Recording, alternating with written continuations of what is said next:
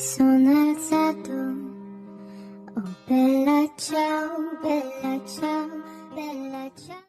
Halo, assalamualaikum warahmatullahi wabarakatuh. Bapak Ibu para guru honorer dimanapun kalian berada, berjumpa lagi dengan saya seperti biasa. Saya akan memberikan info terbaru lagi seputar guru honorer. Sebelum kita lanjut, buat kalian yang baru saja menemukan channel ini, silahkan ditekan dulu tombol subscribe-nya dan nyalakan lonceng notifikasinya agar kalian tidak ketinggalan info terbaru seputar guru honorer. Terima kasih sudah subscribe. Tanpa berlama-lama, sekarang kita lanjut ke info terbarunya. Usai bertemu pejabat Kemdikbudristek, Hetty menyarankan ini kepada guru honorer tanpa formasi P3K. Oke Bapak Ibu, silakan disimak sampai habis. Apa yang disarankan Hetty kepada guru honorer tanpa formasi itu? Silahkan disimak aja.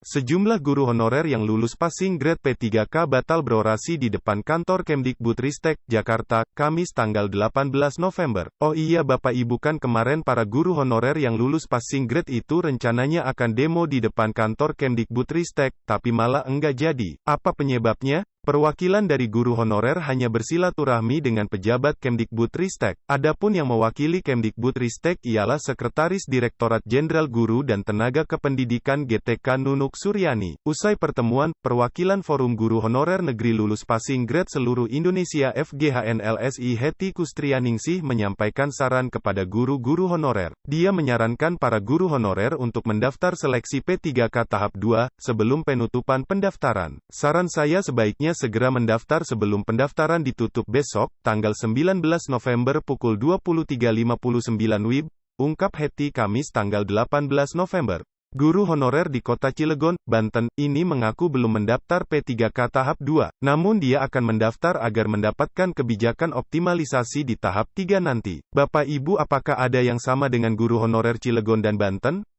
Yang mau mendaftarnya lagi nanti di tahap 3? Karena mereka mengharapkan kebijakan pengoptimalisasi, jadi di tahap 2 mereka tidak ikutan tes. Hetty mengutip Sestijen GTK Kemdikbudristek mengatakan jika tidak mendaftar seleksi P3K tahap 2, maka yang rugi guru honorer sendiri. Ya, kalau menurut saya lebih baik ikut tes aja semua di tahap 2, siapa tahu ada keajaiban yang diturunkan oleh Kemdikbudristek di tahap 2, meskipun nilainya turun ataupun naik. Menurut Hetty, tidak masalah bila dalam seleksi P3K tahap 2 nilainya naik atau turun. Sebab, ketika tahap 3 akan diperhitungkan di dalam kebijakan optimalisasi. Kalau tahap 2 enggak ikut, nilainya 0. Jadi, sebaiknya mendaftar saja mumpung masih ada waktu pendaftaran, ucapnya.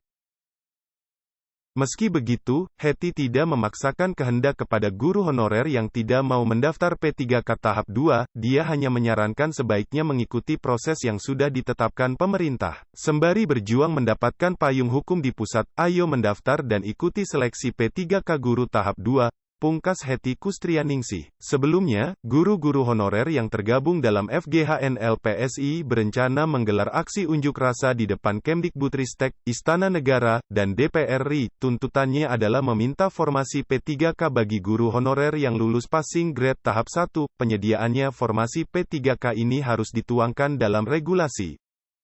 Jadi Bapak Ibu, dimanapun kalian berada, lebih baik mendaftar dan ikut tes di tahap 2 saja dan ikuti peraturan yang sudah ditetapkan pemerintah, daripada tidak ikut tes P3K tahap 2 dan ikut lagi di tahap 3. Siapa tahu di tes P3K tahap 2 ada keajaiban dari pemerintah. Dan buat yang belum mendaftar untuk tes P3K tahap 2 secepatnya segera mendaftar.